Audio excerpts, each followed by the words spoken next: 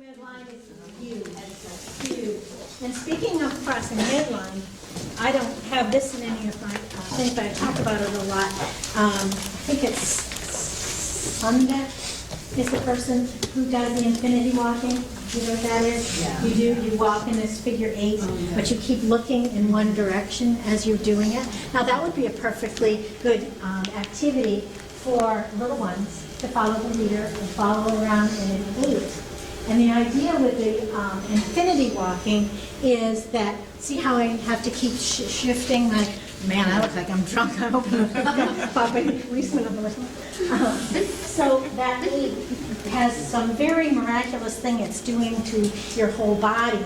And it's also doing a funny thing right at that intersection with the mind as you cross over. It's even more than crossing midline. You're kind of switching your whole walk as you do that crazy 8. Now, what Sundeck would have you do once you start moving in that pattern, and you do get to see the gait straighten out as people keep doing this. Eventually, their arms start in a more normal swing, and so on. This would be a perfect, activity, maybe even for the strong sensory input activity. But then she would have you start doing some kind of activity to call out colors or to tell a story or something, engaging the mind in a different way as you're doing your figure 8s.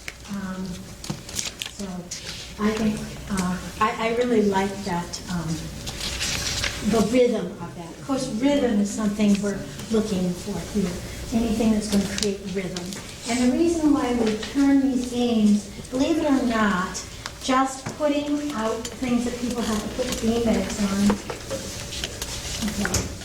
This is the original one that we would throw the beanbags at. And this was to teach about the senses, simple ways to touch, hearing, smell. Now you would have had to have done some teaching about the muscle senses, about balance and sight, about how these help us. So then you would pass out a card and say, okay, if you're feeling upset, which one of these would you do? Would you pick a muscle sense, taste, smell? What would you pick? Probably muscle sense. Muscle sense, okay. Or I could have her just willy-nilly throw this beanbag. Maybe she can't even read them down there. And you can try for something, or you can just throw it and see what you come close to. So she's going to go for the muscle sense. Just the interactive part of this pulls in a lot of different components that help someone be positive about this. There was a small study where very similar games, but one that person had to get up and open a flap that was on like a whiteboard, and the answers were under the flap. And how much more effective the game was just when you add that physical component to it. So don't underestimate that physical component. But you could make out cards as big as these, let's say, to do that emotion game that I talked about, and have big pictures of lungs and whatever, blow those up a little bit.